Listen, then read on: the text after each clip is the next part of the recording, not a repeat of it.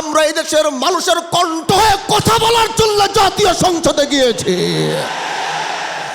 এজন্য যতদিন আমাদের কথাগুলো যতদিন রায় না হবে, আমাদের দাবিগুলো যতদিন পূরণ করা না হবে, আমাদের আন্দোলন চলতে থাকবে। দাঁড়িয়েছে এক সত্য বলার জন্যে, যেই সত্য বলার জন্য এই দেশের মানুষ আমাদেরকে প্রতিনিধিত্ব করার জন্য জাতীয় সংসদে পাঠিয়েছে। আমরা বলেছিলাম আমরা ইনসাফ প্রতিষ্ঠা করব, আমরা বলেছিলাম আমরা ন্যায় প্রতিষ্ঠা করব। আর আমাদের এই আওয়াজগুলো, এই কথাগুলো এই দেশের মানুষ, আমার এলাকার মানুষ তারা বিশ্বাস করেছিল এবং বিশ্বাস করে সেই শিবচরের মানুষ আমাকে ভোট দিয়ে আমাদেরকে জাতীয় সংসদে পাঠিয়েছে। মওলানা আল্লামা মামুনুল হক দামাত বারাকাতুহুম আমার উপর আস্থা রেখেছেন।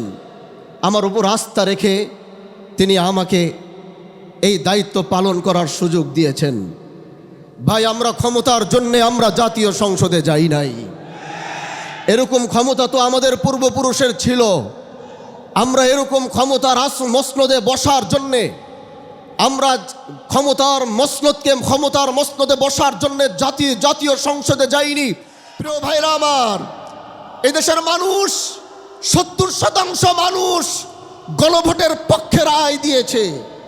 70% মানুষ জুলাইয়ের পক্ষে রায় দিয়েছে। এজন্য এদেশের জনগণের ম্যান্ডেটের বাইরে গিয়ে অন্য কিছু করার কোনো সুযোগ কারো হবে না। প্রিয় ভাইরা আমার, আমরা সরকার পতনের আন্দোলনে নামি নাই।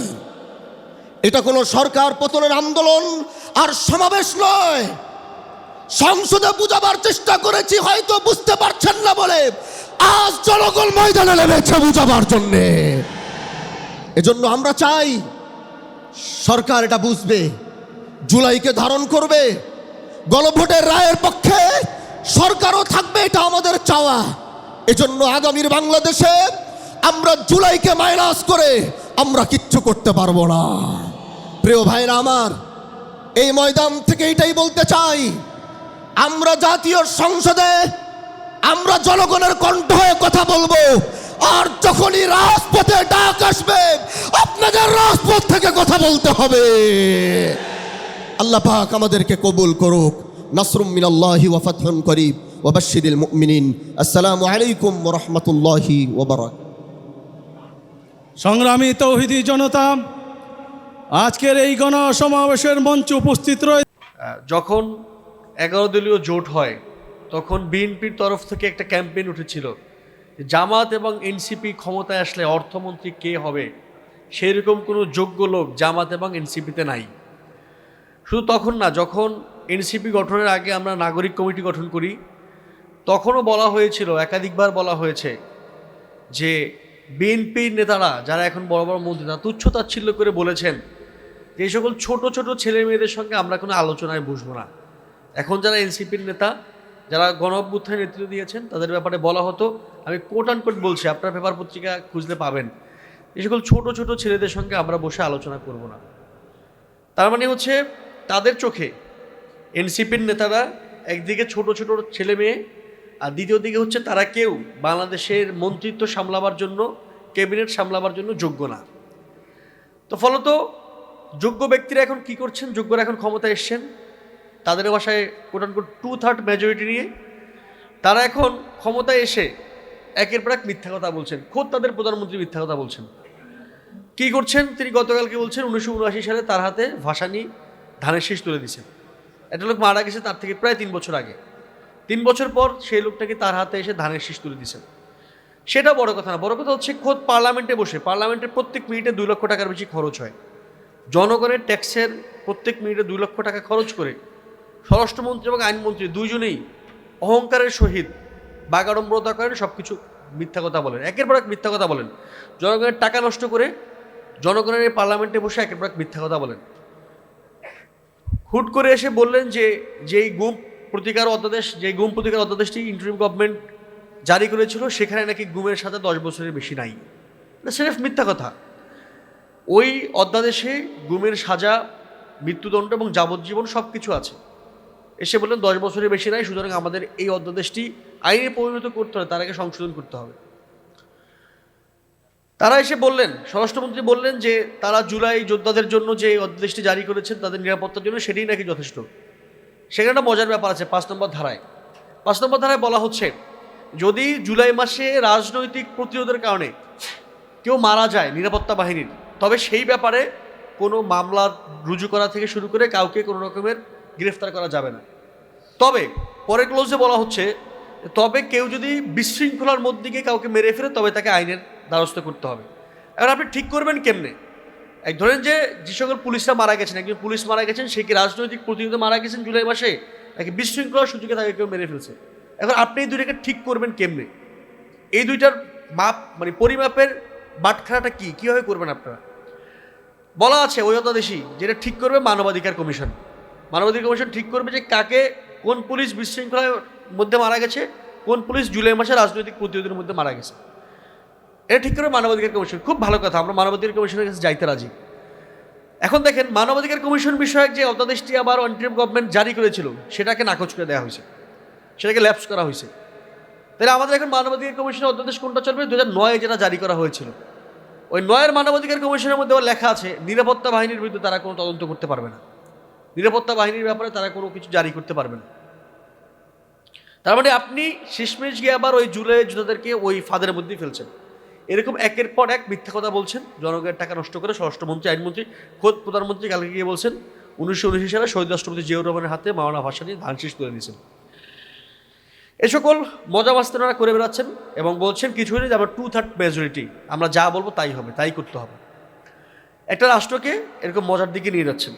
এবং এরপরে আমরা আবার যখন বলি যে আমরা আবার জুলাইয়ের দিকে যাব, তখন সেটা নিয়ে আবার ঠাট্টা করেন, মস্করা করেন। কী বলেন যে 2 দিন পর পর গণ অভ্যুত্থান হয় না, 1.5 বছর আগে একটা গণ অভ্যুত্থান হয়েছে, এখন আরেকটা গণ অভ্যুত্থান চাইলেই হবে না। এটা আমরাও জানি, ইতিহাস আমাদেরকে এটা অনেক জায়গায় শেখায়, সেটা নিয়ে আমাদের এই ইতিহাসের পাঠ পড়তে আমাদের কোনো সমস্যা নেই। কিন্তু এখানে একটা মজার ব্যাপার আছে। বিএনপি নেতারাই আবার বলেন, যারা বলেন যে 2 বছর ওরা গণ অভ্যুত্থান হয় না, তারা আবার বলেন যে 16 বছর ধরে আমরা এই গণ অভ্যুত্থানের প্রেক্ষাপট তৈরি করেছি। এখনও সেই প্রেক্ষাপট তৈরি হচ্ছে। 2009 সালে আওয়ামী লীগ ক্ষমতা আসার 1 বছরের মাথায় যখন পিলখানায় 57 জন সেনা কর্মকর্তাকে, সেনা অফিসারকে হত্যা করেছিল, তখন তো আওয়ামী লীগ ভাবে নাই তাকে গণ অভ্যুত্থানের সম্মুখীন হইতে হবে 15 বছর পরে। আপনারা এখন ভাবছেন না যে এরকম করে জনগণকে ধোকা দেওয়ার পরে আপনারা খুঁজে দেখেন, বাংলাদেশের জরিপ করে দেখেন, বাংলাদেশের অধিকাংশ মানুষ আপনাদেরকে ধোকাবাজ ভাবে। আপনারা এখন নতুন নতুন ক্ষমতা এসেছেন, 1.5 মাস হয়েছে, 1 মাস 1.5 মাস হয়েছে, এখন আপনারা ভাবছেন না যে জনগণের সঙ্গে প্রতারণা করার পরে জনগণ আপনাদেরকে আবার প্রতিরোধের মুখে ফালাবে। আপনারা যেমন করে বলেন যে 16 বছর ধরে গণ অভ্যুত্থানের প্রেক্ষাপট তৈরি হচ্ছে, ঠিক তেমন করে আপনারা এই সকল জনগণের সঙ্গে ধোকাবাজি করে, প্রতারণা করে আর একটা গণ আন্দোলন, গণপ্রতিরোধের প্রেক্ষাপট তৈরি করছে। আমরা একই কথাই বলছি যে এরকম করে জনগণকে ধোকা দিতে থাকলে, একের পর এক ধোকার মধ্য দিয়ে থাকলে মানুষ আবার কোনো একদিন গণপ্রতিরোধের সম্মুখীন আপনাদেরকে করবে। বলা হয়েছিল যে কৃষক কার্ডে নাকি প্রত্যেক মাসে 2,500 টাকা দেওয়া হবে, এখন সে মাস পরিণত হয়েছে বছরে, বছরে 2,500 টাকা দেওয়া হবে। এরকম মজা মাস্তি করতেছেন। এরপরে কালকে গিয়ে প্রধানমন্ত্রী বলছেন যে স্বৈরাচারের ভূত নাকি বিরোধী দলে কাঁধে চাপছে।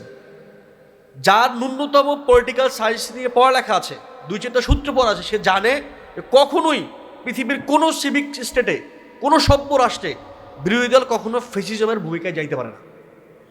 এটা সবসময় সরকার দল যায়, কারণ রাষ্ট্রের সকল স্টেট মেকানিজম সে হোল্ড করে। তিনি বলছেন যে বিরোধী দল যাচ্ছে স্বৈরাচারের ভূমিকায়। এরকম কাণ্ডজ্ঞানহীন বক্তৃতা করে জনগণের মধ্যে আসার চেষ্টা করছেন। এখন আসলে বোঝা যাচ্ছে যে আসলে প্রধানমন্ত্রী কেন কথা বলেন।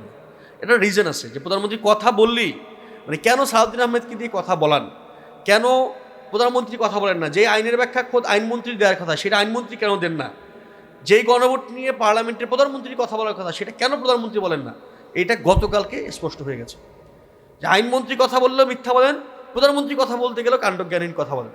ফলত একজন আছে, তাকে দিয়ে সকল পরিস্থিতি সামলানোর চেষ্টা চলছে। সালাউদ্দিন ভাইয়েরও দোষ নাই, সালাউদ্দিন ভাইকেও দল বলে, তিনিও গিয়ে এইসব দলের হয়ে এই সকল কথাবার্তা বলেন, তারও বলতে হয়। তো সে হয়ে গেছে বিএনপির একা একজন মানুষ, তিনি একাই সব কিছু বলেন আর জনগণ শুধু তার উপরে খেপে, কিন্তু তিনি ছাড়া কথা বলার মতো কেউ নাই। এনিওয়ে, আমি একটা কথা দিয়ে শেষ করি, সেটা হচ্ছে আপনারা দেখেছেন গতকালকে এনসিপির মুখ্য সংগঠক হাসনাত আব্দুল্লাহর উপরে মব হয়েছে চিটাগাংয়ে। স্বরাষ্ট্রমন্ত্রী মন্ত্রিত্ব পাওয়ার পরে বলেছেন মব কালচারের দিন শেষ। মব কালচারের দিন শেষ হয়েছে কেমনে? সরকার ক্ষমতা আসার পরে এই পল্টনে বাসসের অফিস আছে, এখানে বাসসের কোনো সাংবাদিক থাকতে পারেন, এমডির অফিসে বিএনপির লোকজন গিয়ে হামলা চালাইছে, তার উপরে মব করছে, মব কালচার শেষ হয়েছে। বেইলি রোডে গেলে এখানে ডিএফপি আছে, ডিএফপিতে কয়েকজন চলচ্চিত্রকার যারা জুলাই নিয়ে সিনেমা বানাইছে তারা গেছিলেন তাদের সেই সিনেমার যে টাকা সেই পাওনা টাকা নিয়ে আসতে, ছাত্রদলকে ডেকে এনে বিএনপির এক লোক তাদের উপরে হামলা করছে, তাদের মাথা ফাটাই দিছে, কান ফাটাই দিছে। আপনারা দেখেছেন যে কয়েকদিন আগে একটা মাজারে হামলা চালানো হয়েছে এবং সেখানে একজন ব্যক্তিকে তার শরীয়তের আকীদা কি, তিনি কোন বিশ্বাস পোষণ করেন, এটা ভিন্ন একটা ডিবেট, ভিন্ন আলোচনা, এটা নিয়ে আমাদের আলেমরা আলোচনা করতে পারেন, আমরা এই আলোচনার জন্য যোগ্য ব্যক্তি নই। কিন্তু একজন ব্যক্তিকে আপনি এভাবে কোনো রকমের বিচার ছাড়া, আদালত ছাড়া মেরে ফেলতে পারেন না, এটা একটা রাষ্ট্রের চরিত্র হইতে পারে না। ফলে সেরকম লোক একটা লোককে মেরে ফেলা হয়েছে, একদম জলজন্ত একটা মানুষকে দুপুরের বেলা কুপায় মারা ফেলা হয়েছে। গতকালকে গণঅভ্যুত্থানের একজন নেতা এবং একজন নির্বাচিত সংসদ সদস্য যিনি সালাউদ্দিন আহমেদের কলিগ সহকর্মী, তার উপরে মব করা হয়েছে। আজ অবধি স্বরাষ্ট্রমন্ত্রী এই ব্যাপারে কোনো কিছু বলেননি। দেখবো তিনি মব কালচার কীভাবে শেষ করেন। শেষে আরেকটা কথা বলি যে সবচেয়ে বড় বিপদে আছেন আমাদের নূর ভাই, সবচেয়ে বড় বিপদে আছেন সাকিব ভাইরা। ওনাদের জন্য মুশকিল হয়ে গেছে, ওনারা বিএনপির সঙ্গে না গেলে মন্ত্রিত্ব পাইতেন না। এখন গিয়ে ওনাদের পুরো জীবনে যত পলিটিক্স আছে, পুরো জীবনে যত আলোচনা আছে, সকল আলোচনার বিরুদ্ধে দাঁড়ানো লাগতেছে। আমি এই কথা বলে আহ্বান জানায় শেষ করি যে মন্ত্রিত্ব জীবনে বারবার আসবে, এমপি জীবনে বারবার হইতে পারবেন, কিন্তু জনগণ আপনাদেরকে যে জন্য নুরুল হক নূরকে ভিপি বানাইছে, জুনায়েদ সাকিকে ওই রকম জায়গায় নিছে, আপনারা সেই জনগণের সঙ্গে প্রতারণা করেন না, জনগণের সেই আশা ভঙ্গ করেন না। সবাইকে ধন্যবাদ। আসসালামু আলাইকুম।